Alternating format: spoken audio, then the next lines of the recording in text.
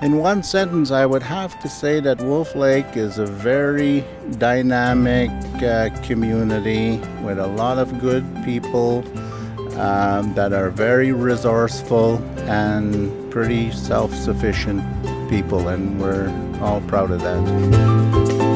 Mino Pijan, Maingen Sagegen. Bienvenue à l'émission Chez nous et aujourd'hui, on est du côté de Wolf Lake First Nation avec le chef Harry St-Denis. Hi, Harry. Hi. How are you? Good. Glad to see you here. It's a beautiful day for this. A beautiful day for you to make us visit the Wolf Lake First Nation. Yeah, it's certainly the perfect day for that, and I hope you enjoy your little tour that we're going to bring you on, and I will explain, about the Wolf Lake First Nation and what we've been doing and other issues, whatever you want to talk about. So I will ask questions. Sure, and I will do my best to answer them. I will do my best to speak English to you too. So Harry, let's get started. Let's go. Follow me. I follow you. What is unique to your community? What does it make you different from others? Well, one of the major differences is that we don't live on reserve. We've never settled like in one spot where we have federal programs and different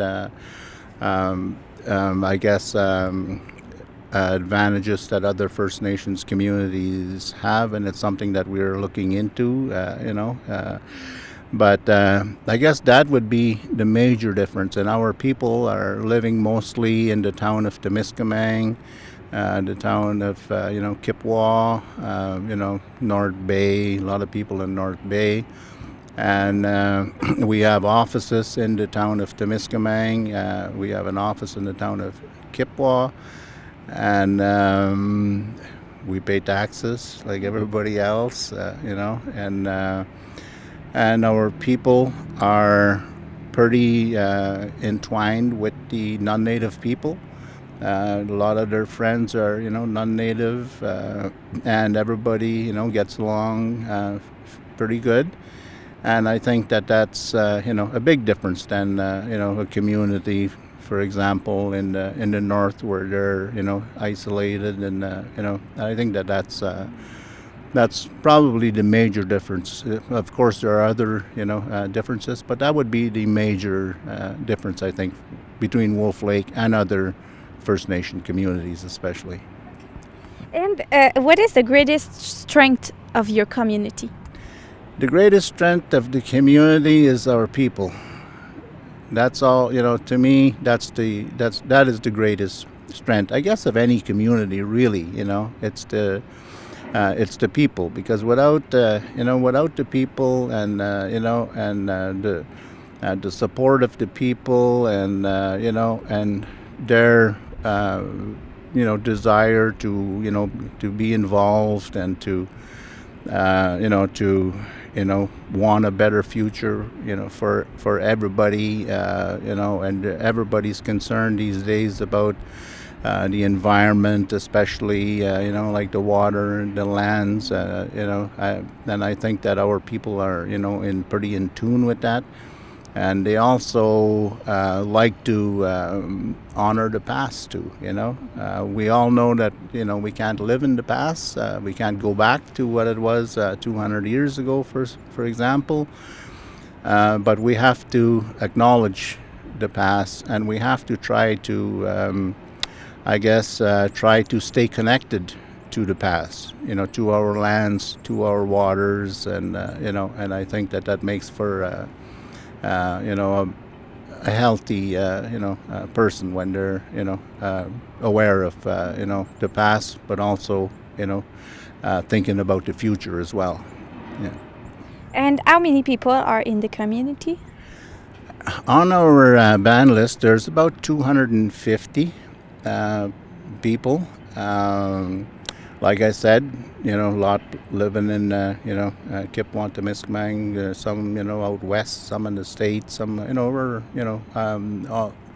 all over the place. But, we're about, around 250 members. What does it makes you a member of the community of Wolf Lake instead of the member community of Quebec? Do you know? Well, that's it's kind of a long story there, but Wolf Lake is one of the oldest Algonquin communities. We have been doing research, for the past 20 years on the history of the people of Wolf Lake, and during when they created the Quebec Reserve in 1973, I believe, a lot of our members transferred over to the new band because they just created the Quebec band in the 70s, and a lot of our people transferred their membership for mostly like for housing, programs and services. But there's always a few that will not change bands no matter what. Their position is that I was born a Wolf Lake member and I'm going to die a Wolf Lake member, and that's it. And at one time our membership was down to like 60 people because of that. But over time, people came back to Wolf Lake, and there are many reasons for that. And it's most of the time it's an individual reason why they transferred back, but that's pretty much why we're like not the same as Kipwan. We always maintained our Wolf Lake identity, because if all of the members would have transferred to Kipwa band, then there would be no Wolf Lake band today. And so we're grateful for the people that stuck with Wolf Lake. And how did you describe the people of the community of Wolf Lake? Well, like I said, very resourceful people. Most of them are employed. A lot of them own their own homes. And they take care of themselves. And in fact, probably our employment rate for Wolf Lake is probably comparable to the national average when we look at the statistics there. And so that's one of my one of the things that when you're chief, you're proud that people are resourceful, and that they take care of business, they take care of their families, and they get their families involved in sports and different things, just like anybody else. But like I said, they still have a connection to the lands and to the and to their past, and that's important to maintain that as as a person's identity. And how do we call the residents of the community? Like, did they have a nickname or something? No, just people from Wolf Lake. Wolf Lakers. So now we're going to talk about you. So I want to know, who is Harry St-Denis? Well, I was born at Hunters Point, Quebec in 1957. Back then, we had a school at Hunters Point where you could only go to grade 6, because that's all that's the level that the teacher was qualified to to teach you at. And then we had to move to either to Miskamang or wherever the Indian agent basically made arrangements for you to stay. Sometimes some people were put in a place like Malartic. My brother, for example, went to Malartic and lived with a totally French family, and he couldn't speak French and they couldn't speak English, and so you just went wherever the Indian agent made arrangements for you. And so myself, the first place that I stayed when I left, when I had to leave Hunters Point to further my education, I stayed at Gingras' place, Gaston Gingras. the hockey player. Yeah, I guess I stayed at his place for I don't know, maybe I think maybe about a year, one year, I guess. And then I went to high school in North Bay. I graduated at Whitfield Secondary School in 1976. Then I went out west, when you're young and full of, all curious and want to do something different. I hitchhiked out there with my brother, Jerry. And back then, when you were, we left here with, I think, we had like $160 in our pocket. And back then, when you were out, way out west, you couldn't just, call home and say, "Hey, Mom, can you deposit some money in my account?" So, you had to, you either, found a job or you went hungry and, you didn't have a place to, to sleep or to nothing to eat. So you had to, make you had to make a living for yourself. And then I was like 18 years old, and I was in Lethbridge, Alberta. I worked there for 5 years, I think, at Canada Packers. And then I was making $8 an hour, and that was big money back then, And so I stayed there for 4 years, and then I come back to Miskaming because I didn't see myself getting ahead, lots of partying, of course, when you're young there, and I had a good time though, and a lot of good friends.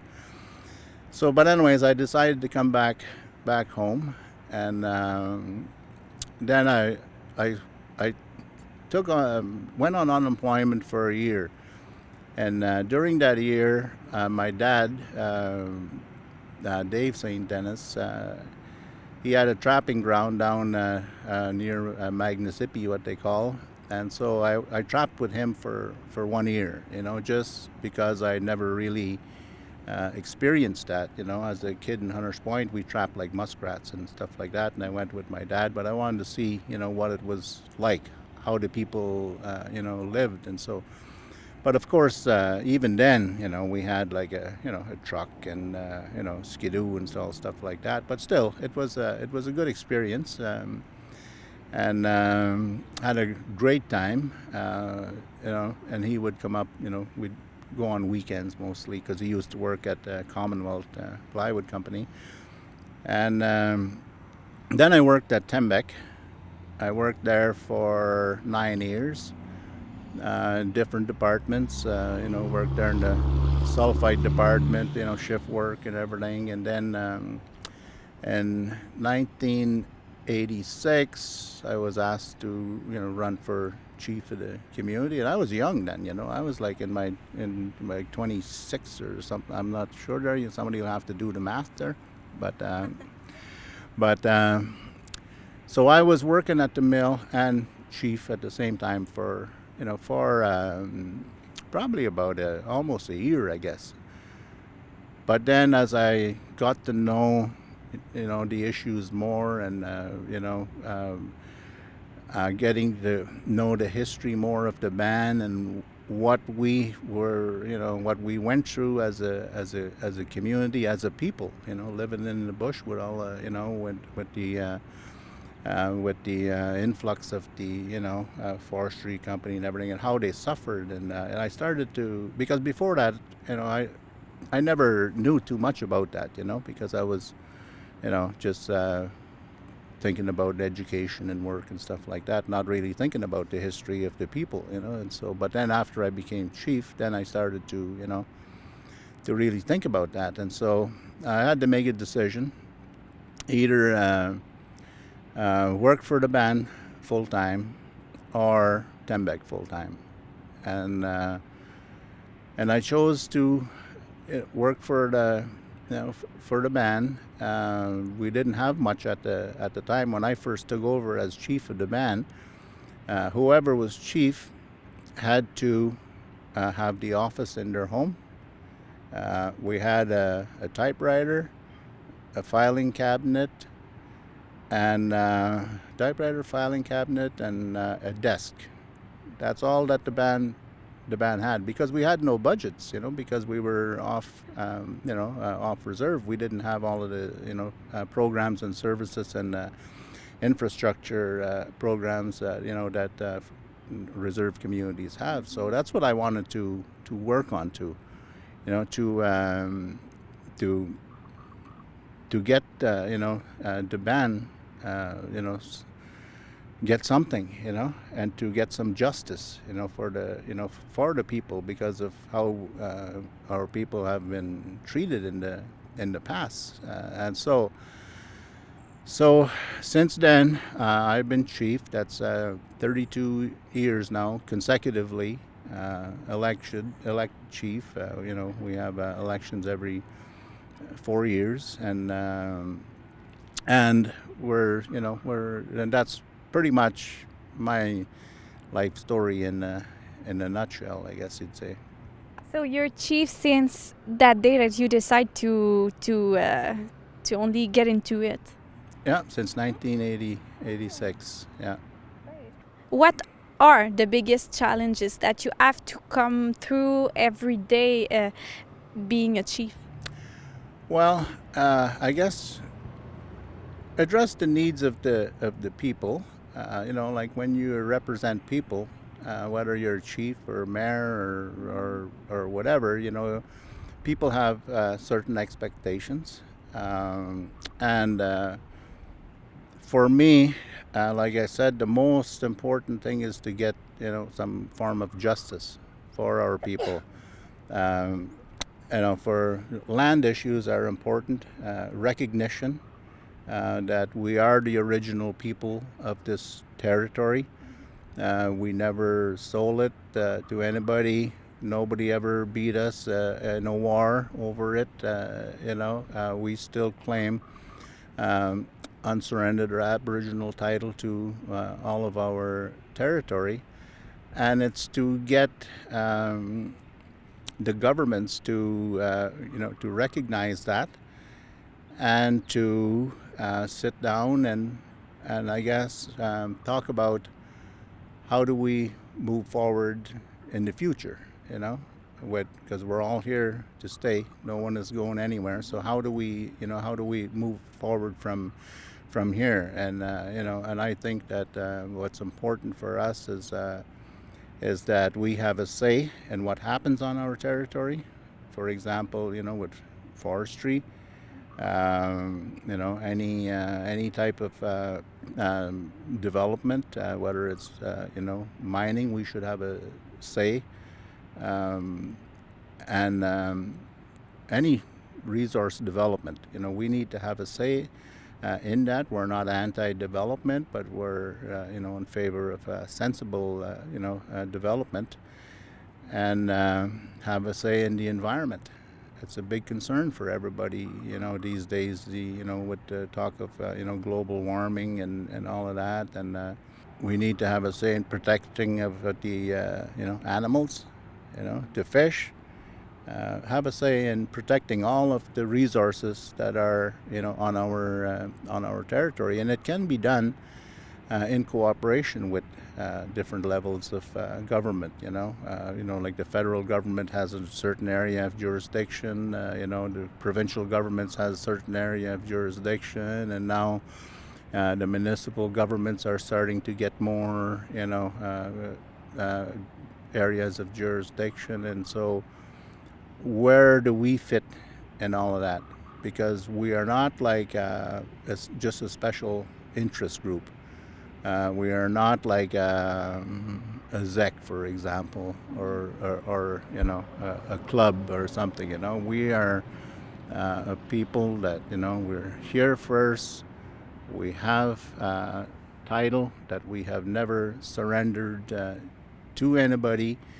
And we should have a say in all of these, important, matters that concern everybody these days, not just First Nations people. Everybody has a right to, and everybody should be concerned about the way things are going. Like with the water, like for example, we're on this, Lake Temiskaming here. that side is the Ottawa River. And there's a new committee that the government of Canada had just introduced. It was introduced, I think it was last fall, where they want to do a study on the Ottawa River and all of the tributaries in the Ottawa River, and we participated in that. We should have a say, and what happens in the Ottawa River, because the Ottawa River, even though now it's a provincial boundary, it was never a boundary for First Nations people. In fact, it was the heart of our territory at one time. Our people lived on both sides of the Ottawa River, and so it's only since, Confederation, when they divided up the provinces, you take this much and you take that much. Of course, they done all that without any regard for our rights. And so a lot of times our people were caught in between two different jurisdictions, and it caused some, great hardships. And, like, for example, people, if they went on the Ontario side, they would get charged for hunting and, fishing on their traditional tramp lines, and they didn't recognize that. And so, but we're participating in a study that wants to look at the future of the Ottawa River, because it is an important river.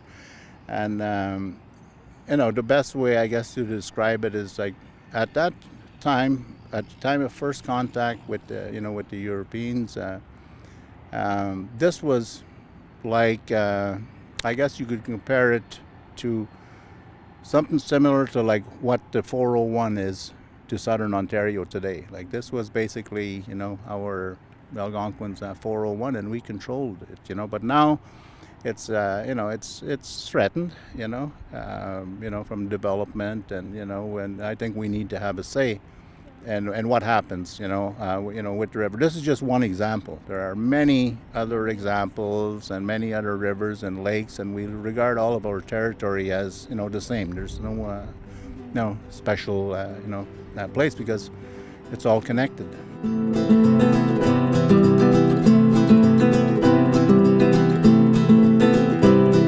Can you tell me about the story of Wolf Lake? Okay, I can. I guess I went into it a little bit there a while ago, but I will try to summarize it as as briefly as I can, because it is a long history. Our community, dates back to the 1800s, for sure. When that's and long before that, but when it was officially recognized, by governments, I guess is where I can start. Before that, when there was just Algonquin people here, and that's a whole different, different story. But our community is one of the oldest Algonquin communities, recognized communities. At first, our headquarters was at the Jumon Lake. That was in the, I guess, early 1800s. Now, what happened was that all along the Ottawa, especially when the non-native people came in, disease was a big problem for our people, because we had no immune system, to fight that, because there were totally foreign, diseases for our people. But when the newcomers came, I will call them newcomers for lack of a better term, especially during the logging era. As they moved up the Ottawa River, they cleaned out all of the logs, closest to the shoreline, because then they didn't have any any trucks or anything. It was all horse-drawn and stuff like that. So they would take what was closest to the river, and float it down to Gatineau. That's where they had one, a mill there, and then as they came up the Ottawa River, of course they also went up the Jumon River, and our people were headquartered there at the time. But what the non-native people did is they also built dams, to be able to float the logs down to their mills.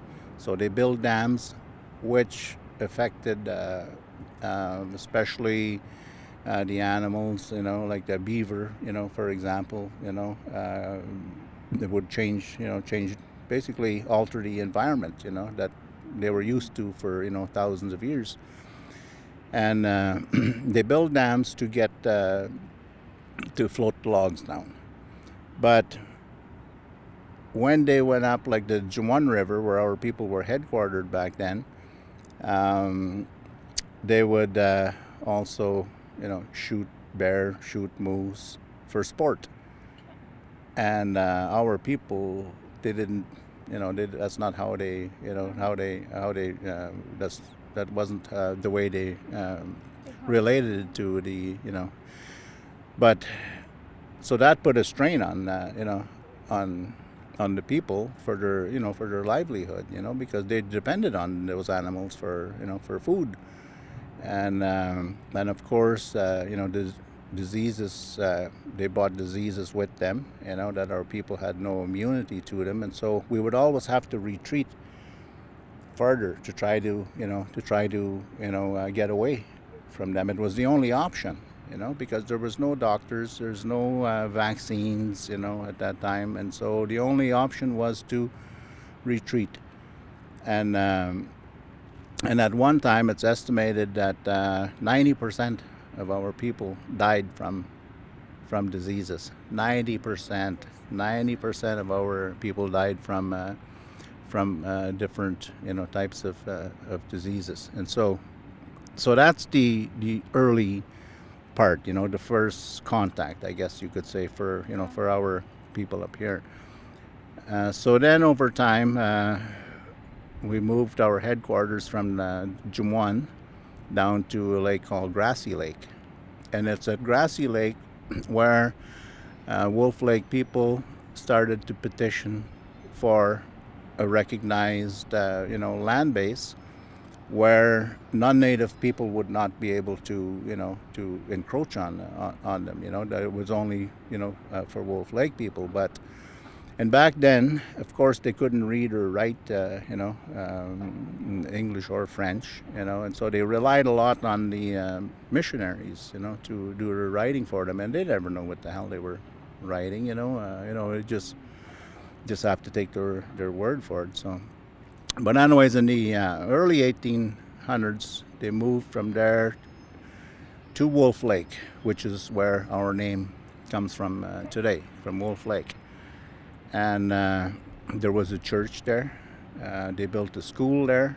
But that back then, it was summer schools.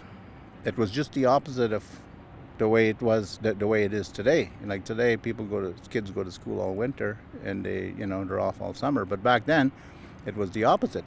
It was, the kids went to school in the summer, and in the winter there wasn't any. And the reason for that was because in the winter, the families would be out on the trap line, out on the territory. They couldn't just stay, in one place all winter, because they'd be out, trapping, on and their trap lines were vast, they're pretty huge, and they didn't have, snowmobiles or anything, so they walked and had, dog teams, so they would spend the winter out on the land, getting, fur or, food, just surviving basically. In the summertime, they used to gather at a place like Wolf Lake, for example, or a place like Fort Temiskaming, or a place like right here, Most of the time it was around places where there was good fishing, and they would gather there during the summer months. And that's when the kids, went to school, like at Wolf Lake. It was during the summer when people were, gathered at a central point. And so after Wolf Lake, our people gradually moved from there to Hunters Point, between I guess the late 20s and up until the 50s, certain families would move out, like for example, they even had a store there at one time that was run by Andy Young, and it was they'd have stuff like maybe flour and the basic necessities, and so people gradually moved down to Hunters Point at the I guess at the recommendation of Indian agents. That's when the Indian agents were really involved in our people's affairs, and so they moved to Hunters Point, where again they had a school. It was called Hunters Point Combined Day School. Combined all of the grades, from one kindergarten, or there was no kindergarten, it was grade 1 to 6. And so they had a school there. They had 2 stores, where you could buy the, canned milk, the different stuff, and even pop and chips, at then. It's the first time we probably, were exposed to those, that type of stuff. So, and then they had a church there, of course. There's a church wherever there's, and that was all part of the assimilation process, with the churches.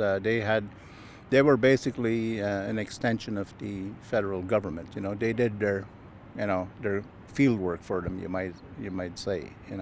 So that was the role of the churches, and their goal, of course, was to Christianize, the native people, and then of course you get into all of the era of the residential school system that I'm sure everybody has heard about today, and the effects that has had on our people. And some of our people ended up in residential school, but a lot of them escaped it for some reason that's still not I'm not totally sure about today. Maybe it's because they were their parents hid them or something when the Indian agents come around. I'm not really sure, but anyways, not that many of our people went to residential school compared to people like at Amos or or Lac Simon and those places. So that's that was a good thing, and I think it probably contributes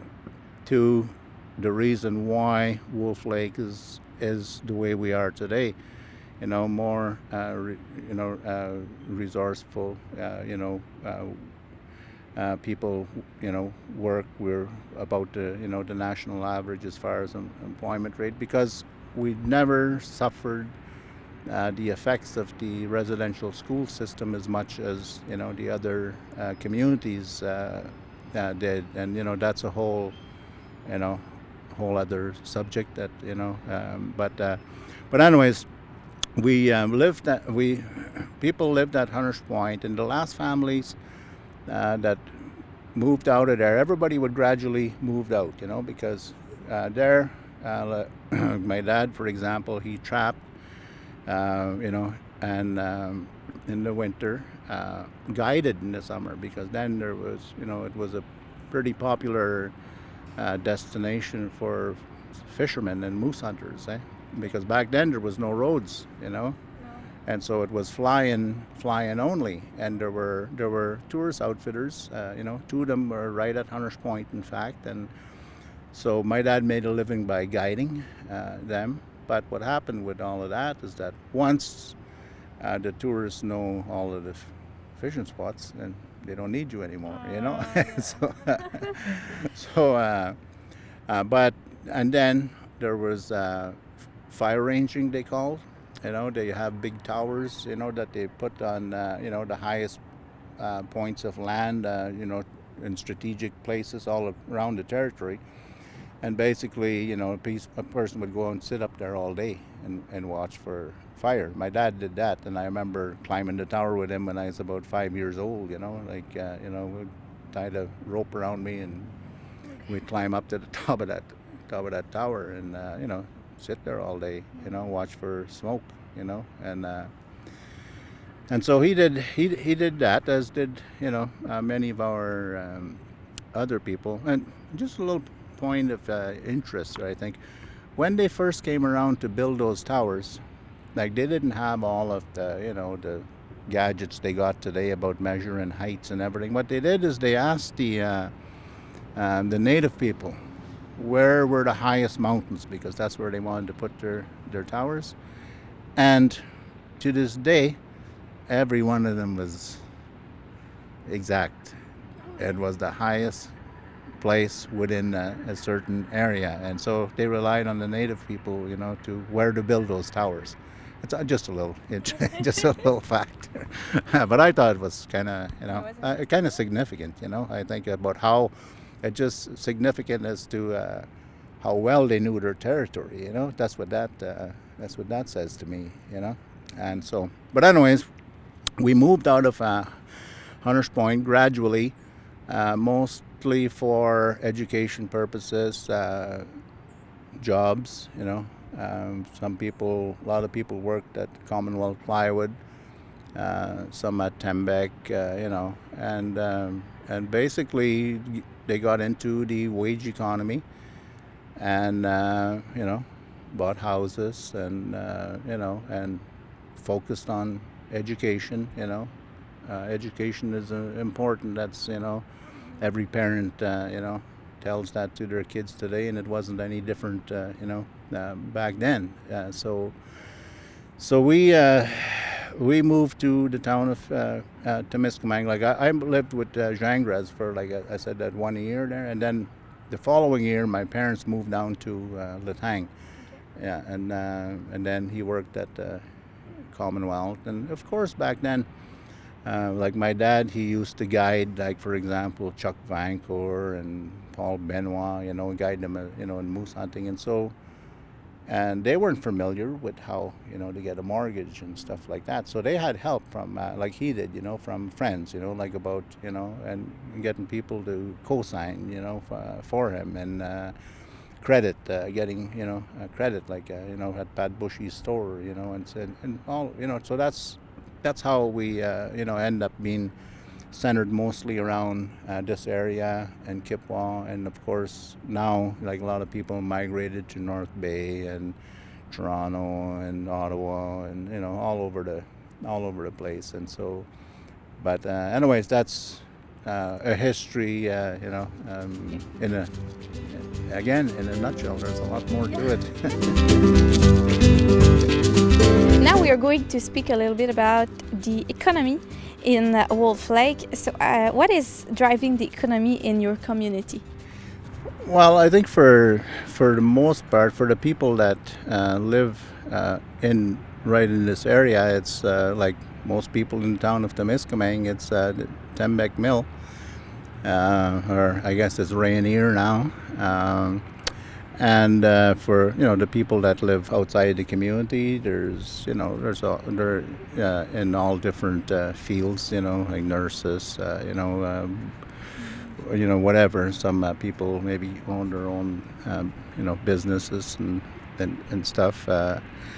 But for the immediate area, there's basically Tembec, and then some jobs at the ban office. As is most communities. We need administrative staff. But back in, I think it was 2008 maybe, we did a community survey. To look at what are our options for the future. What type of economic activities would the members like to see? Because with the mill, it's Temiskaming is a one industry town with that mill, and if something happens there, then what are the people going to do? Except have to relocate, I guess. So we started to look at that, and what the results of the survey was that they would like to be involved in the tourism industry for a number of reasons, because it's more, I guess, compatible with with their culture, with their lifestyles, of being out on the land and being outdoors, So we put together a tourism strategy, and we hired a person, a professional, by the name of Roseanne Van Schie. And initially she was just there to do the strategy.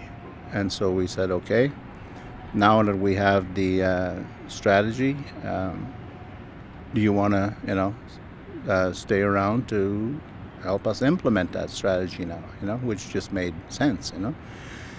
And so we've acquired a couple of different, businesses. One right here, is a best example. And the location is strategic location, on the main highway in between, the two provinces. It's an access point, one of few access points from Quebec into Ontario for 100 miles. So this was a good acquisition. It's open all year round.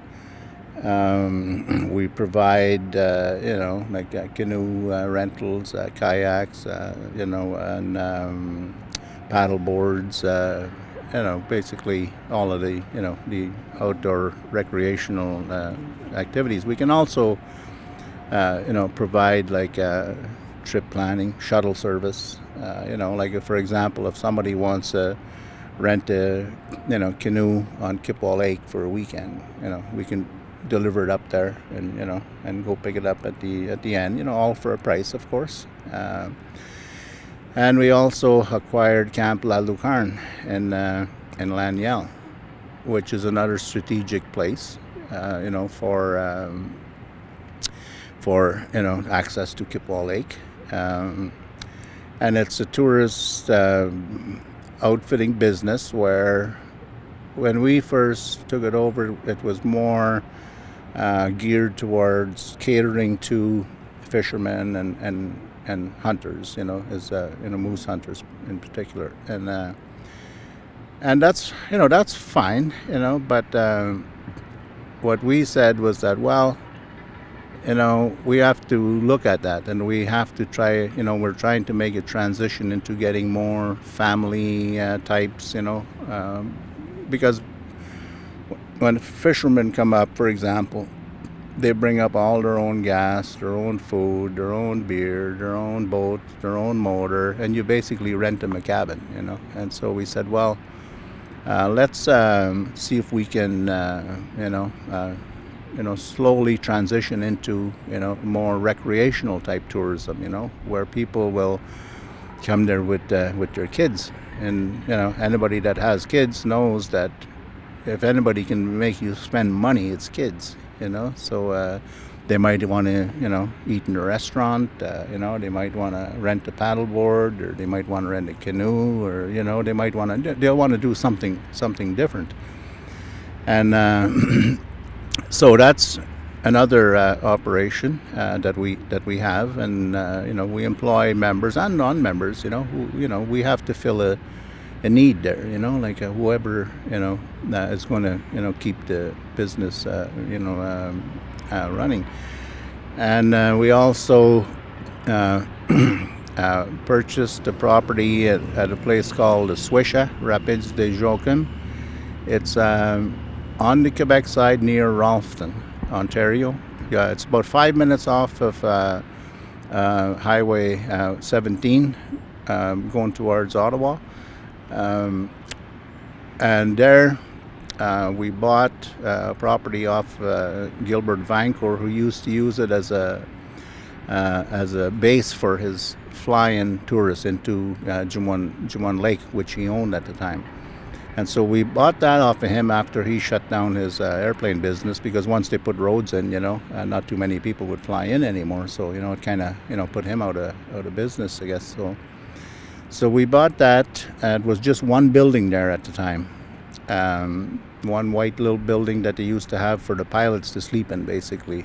And so, and then besides that, there was an old building where they used to have a rink where the kids would go and change their skates and put on their skates or whatever. And so we turned that into, we call it Nanabush Cafe. It's basically, it's a small, nice little cafe where we serve like, crepes, coffee, specialty coffee, very small menu, but it's really nice. And we opened also a laundromat there. And we have another branch of the canoe company there as well, where we rent canoes to service the Jumon River, which is a very popular river for canoeing. So we service that. But before we opened the business, we did an assessment of what's there in town. What are the needs? And we didn't want to go, because it's a small town, something like Laniel, and so we didn't want to compete with anybody. We wanted to work in partnership. That's the thing. When you're involved in tourism, the more partners you have, the more success everybody will have. And so there was no laundromat in town, so we opened a laundromat, and there's a little chip stand right next door to us. So we didn't interfere with their with what they were doing, and so that's why how we come up with the idea of serving crepes and different things, and and renting canoes, of course. So we have that as well. The problem with that is. It's seasonal. Okay. Everybody, I think, has the same problem, and when you have, an employee might be really good, but he wants to work all year, and so you end up losing them and have to train somebody, different all over again the next summer. So it's challenging, to keep a good business there. It's the same thing like with Lucarne, and we have the same challenges there. But there we're on the Skidoo Trail, so we're the issue we have there is that the cabins aren't winterized, not all of them, and so so we have to look at that issue and how can we improve that. But anyways, so basically. Tourism is the industry for the local area anyway, for the people around here. There are other people also that are involved with trying to develop tourism, develop the area as a tourism destination. You have Kipwell Lake, that is a beautiful lake, and there are other the municipalities, and Kabowek First Nation is also looking at different things that they can do in tourism, and we can all work together. I think we could turn it into a good tourism destination. And then you have the park. We don't know the full effects of the park yet. But so that's basically what we're for an economic future. For some people anyway. Like that. What is the capacity of all of that will remains to be, I guess, determined, depending on how much we can develop it. So I guess it started in 2004 when we had purchased this building behind me, which is the Algonquin Canoe Company. At the Algonquin Canoe Company, we rent canoes, kayaks, paddle boards. We also rent equipment that you might need, like sleeping bags, PFDs, paddles, in case you're missing like something for your trip. Inside the shop, we sell native arts and crafts that are local. Some are local, some are not. We also sell clothing, jewelry, I guess novelty items.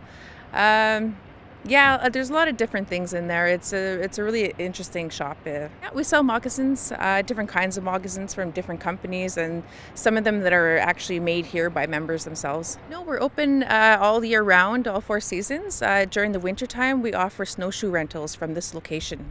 I would have to say the landscape, we have some really beautiful lakes. We have some rivers. The Kipwa River is pretty wild if you're into like the canoeing and kayaking whitewater. But yeah, I would have to say our lakes and rivers. So it's a new project that we had started just last fall on the Mississippi River, which is, I guess you could say it's a north from Deux Rivières on the Quebec side. So there it's like a biodiversity plant area that, we've gotten protection status over. So what we're doing there is that we're making a hiking trail that goes all along down the river. It goes kind of crisscrosses over the river with suspension bridges. So it's nice. I think it's to share our culture, share our history. I know down at the hiking trail, we do have some signs that share, some history of the area, history. In here, we have the kiosk, and it has the history of the Wolf Lake. It has Algonquin words that you can learn, and it's in French and in English. So I think it's what's important is that we grab, tourists that are passing by or whatever, and tell them that we are here. We've been here for, a very long time, and this is who we are. The Algonquins, we take pride in our lakes and our rivers, and that was our transportation, back in the day. And yeah, we just want you to know that we're here, we're still here, and this is us. To talk about the events in your community, there's one event who come back every year. What is it? Well, this year, I think, was the first year that we had something, specific here. And in the past, I think we partnered with, Quebec, to do something. But this year, on National Aboriginal Day, which is June the 21st, the longest, day of the year, is why, we chose that as, as the National Aboriginal Day. We have events here. Maybe dancers or something, whatever the staff feels like organizing. It's all done by the staff. There could be storytelling, food, of course, and it's I guess it's just a recognition, of the contribution that Aboriginal people made to society, to Canada in particular, and I guess there's even talk now of from the Trudeau government of making a national holiday, a statutory holiday, for to honor, I guess, more particularly the victims of the Aboriginal, of the residential school era. So, but that's June 21st might be one day, and I think there's another day at September the 30th or something that might be another possibility. But that's, of course, that all has to pass through, the legislation and the Parliament and stuff like that. But it's to honor the, the First Nations people. And here, the way I see National Aboriginal Day is it's not just about always talking about the past or anything. It's to promote our culture, that our culture is still alive. We are still here. And it's to promote, being neighbors, invite, everybody down, non-native people, whoever wants to come down. Everything is, free, and just to meet new people, meet old friends, whatever the case may be. And there's, something for the kids, and but all of that, it's and it depends though too. that's a very busy day, for especially to try to get dancers and drummers because they're booked well in advance. But the staff usually are the ones that that take care of that. But it's a day of celebration, is what it is. Yeah.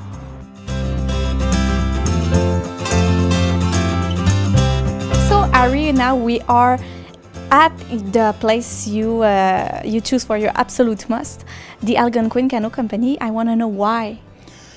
Well, I guess because, for one thing, it was our first acquisition that Wolf Lake made when we decided to go into the tourism, business. And because of the location, it's a strategic, location, being right on the border, of Quebec and Ontario.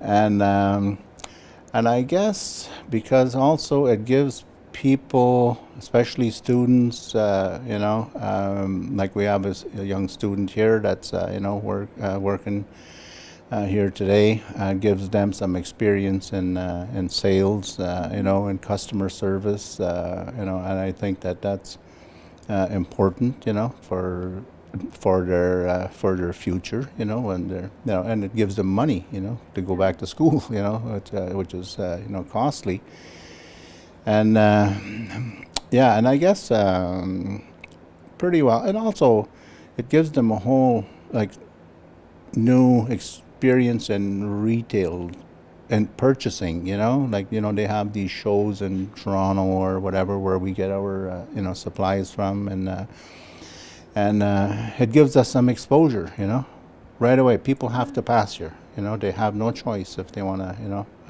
go to Kipwa Lake.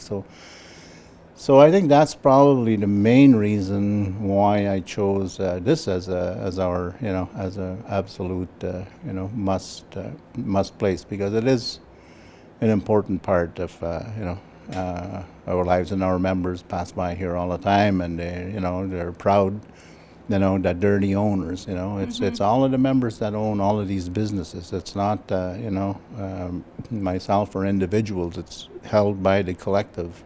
So and they're all shareholders, and so so that's I guess that's probably the main reason why I choose this spot. But there are many other places, that have more historical significance, like Hunter's Point maybe, or Wolf Lake, or, Grassy Lake. But for the, today, and the future, I think this is probably it.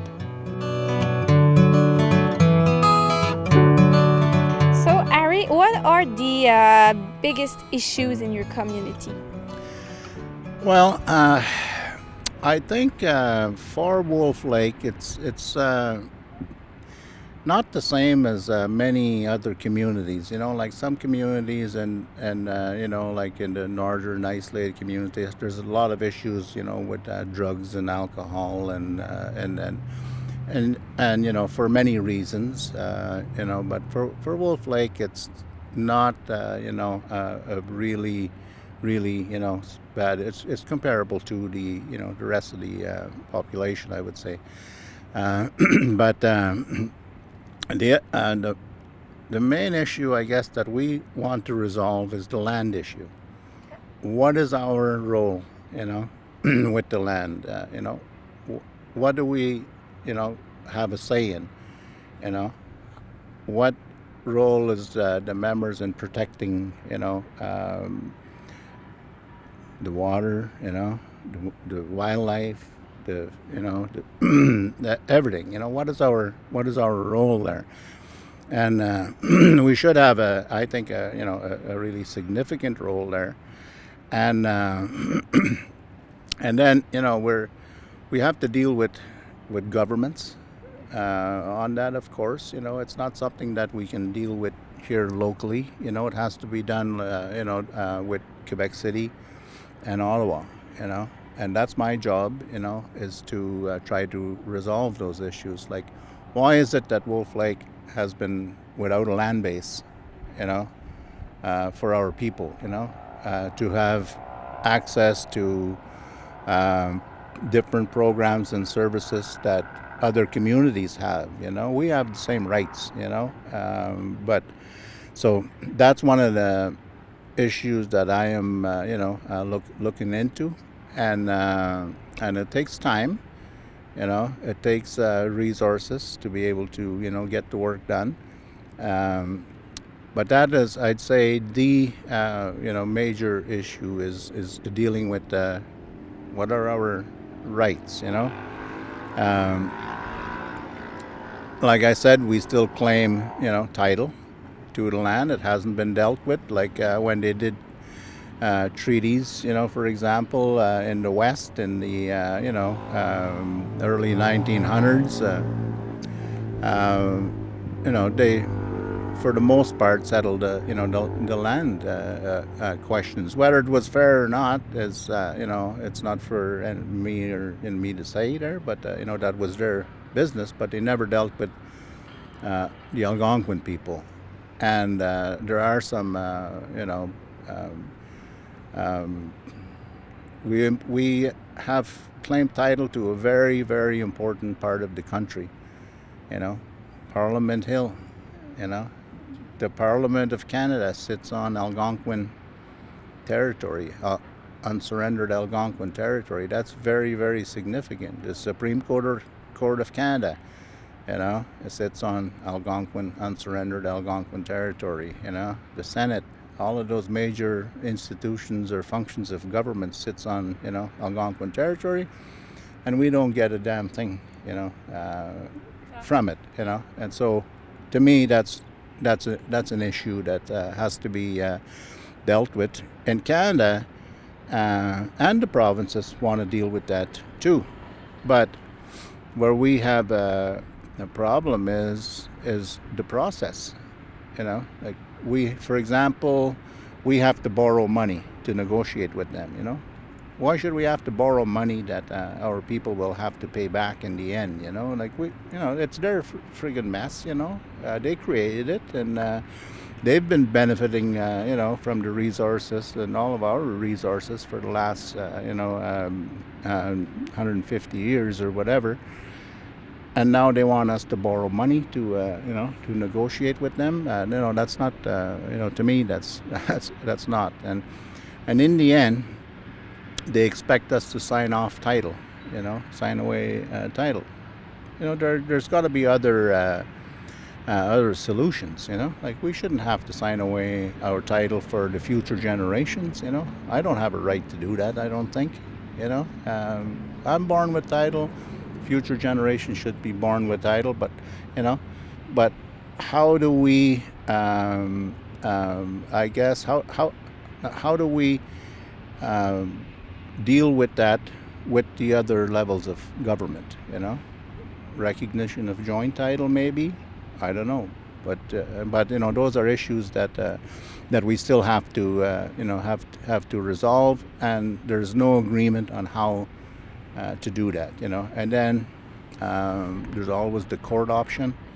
That's costly, millions and millions of dollars that that we don't have, and it's in the government's interest too to resolve these issues, because especially internationally, it has to be an embarrassment for them that they can't claim that they own the land that their parliament sits on.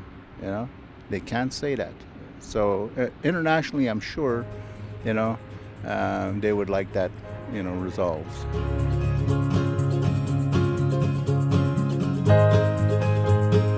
If we talk about the project, the upcoming project for your community, what are the upcoming projects?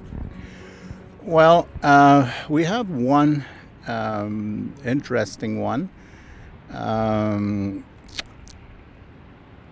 As far as like the tourism stuff that we have been doing there, I think we're pretty well at our max there. Then what I would like to see is individuals now getting into tourism instead of the ban. Like, it doesn't have to be the ban on. Individuals can do it. But one project that we have coming up, it's called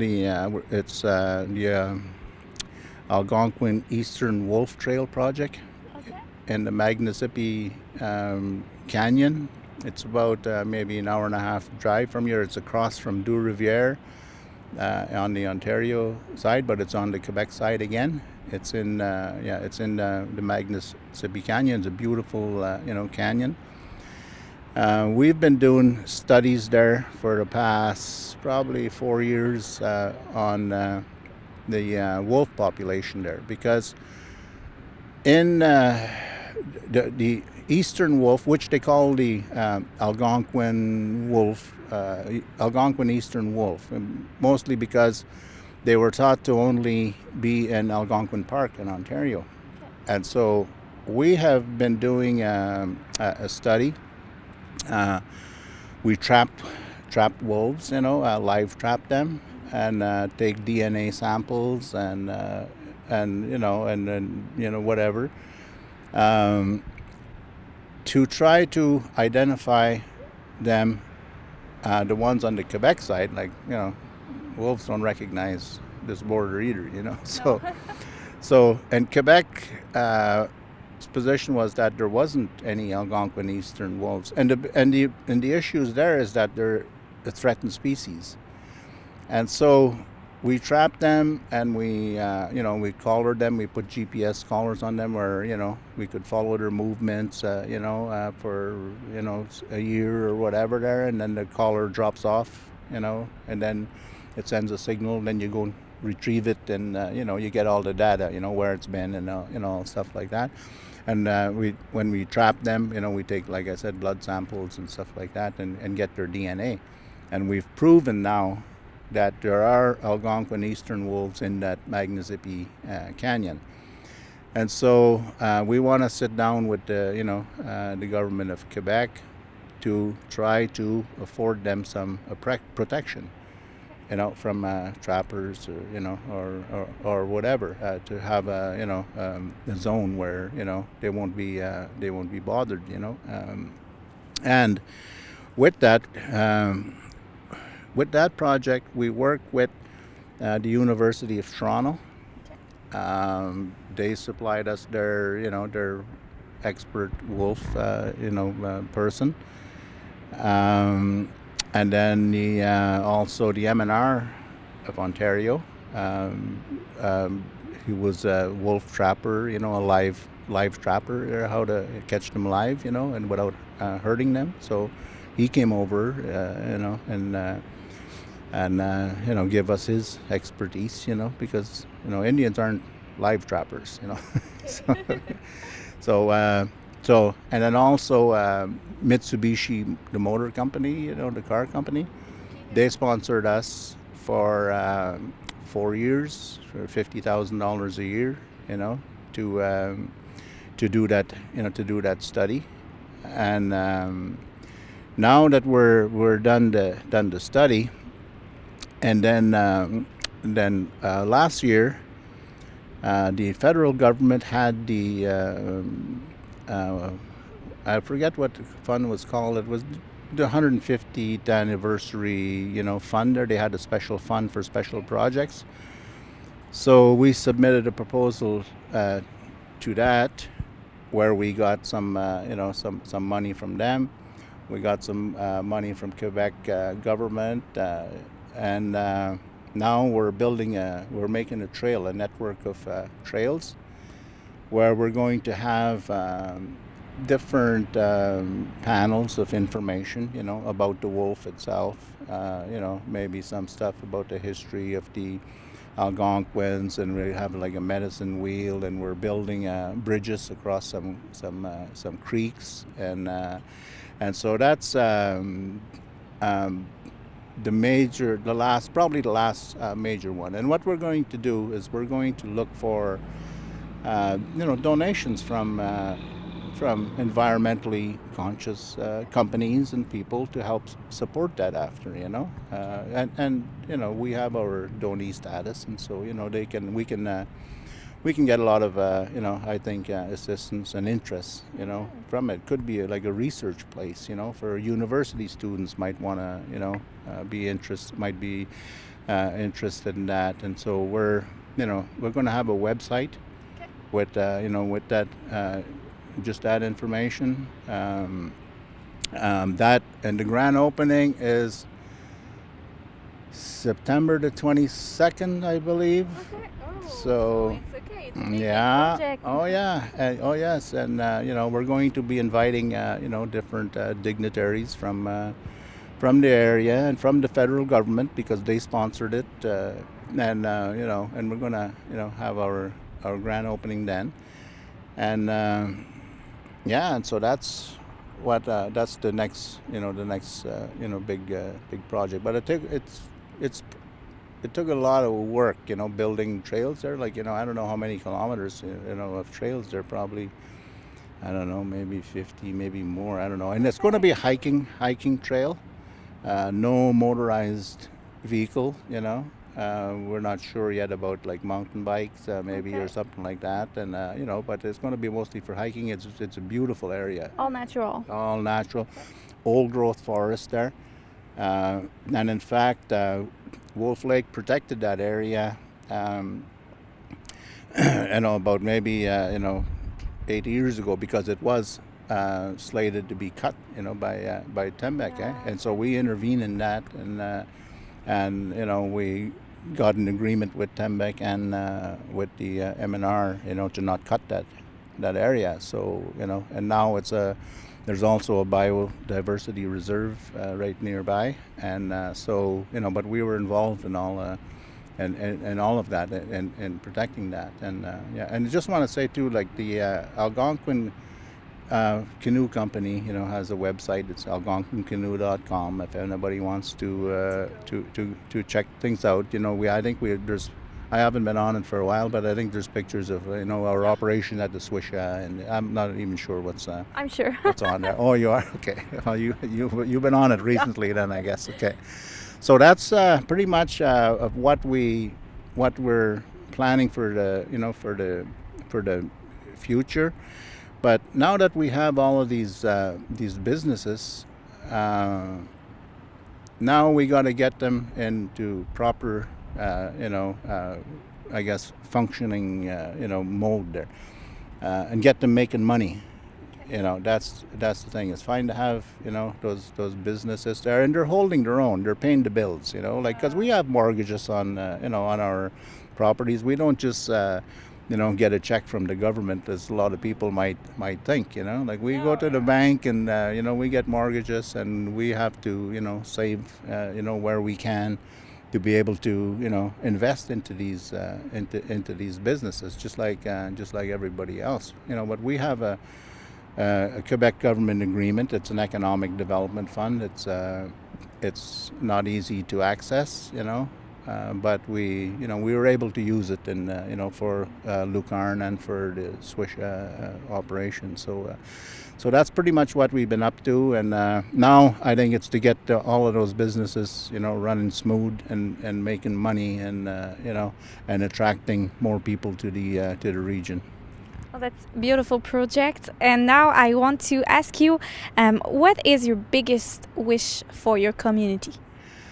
I guess like anybody else, the biggest wish for me is that everybody has a happy life, and healthy, like anybody else. If you don't have good health, you're not happy. Well, what's the point? There's all these other I guess obstacles, or there's all these other issues, the day-to-day stuff, that everybody has to deal with, whether it's jobs or money or whatever. Those are all important, of course, but I think the most important thing is good health, and and happy, and to be happy, and for us to resolve some long outstanding issues, I think is what I would say would be the wish for our people.